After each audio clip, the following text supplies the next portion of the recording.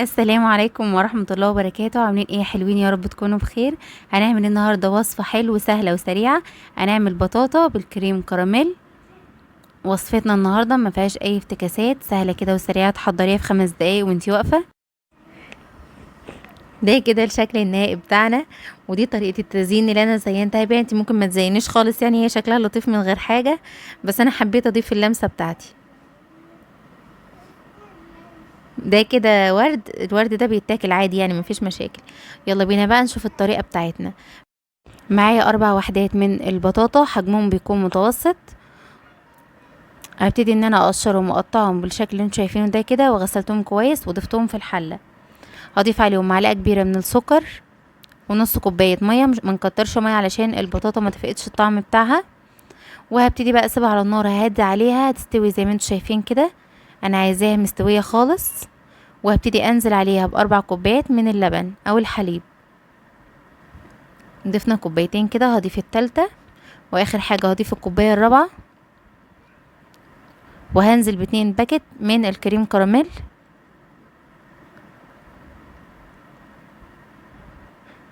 وهبتدي ان انا بقى اضربهم في الخلاط، او لو عندك هاند بلندر الطريقة المتاحة ليكي يعني اعمليها. انا كده هضربهم في الخلاط، وهبتدي اصب الخليط بتاعي تاني على النار.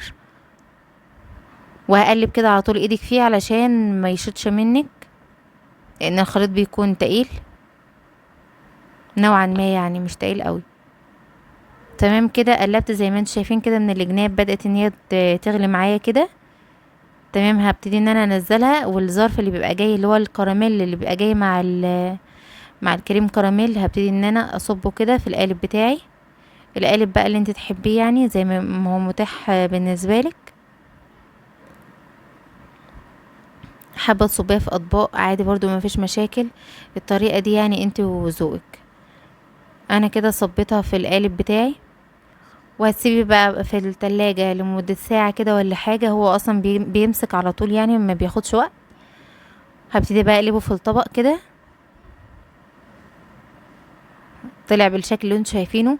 والبطاطا بتكون باينه فيه جدا، لو انت مش حابه طعم البطاطا يكون باين قوي، قللي البطاطا، يعني خليها حبيتين. انا هنا كده كترت البطاطا شويه نوعا ما، فالطعم باين فيها قوي، طعم البطاطا باين عن طعم الكريم كراميل. مش عاوزه تزينها مفيش مشاكل، بس انا حبيت اضيف اللمسه بتاعتي كده عليها. وتبتدي بقى تقطعيها وتقدميها بألف هنا، واشوفكم في فيديو جديد بإذن الله. والسلام عليكم ورحمة الله وبركاته.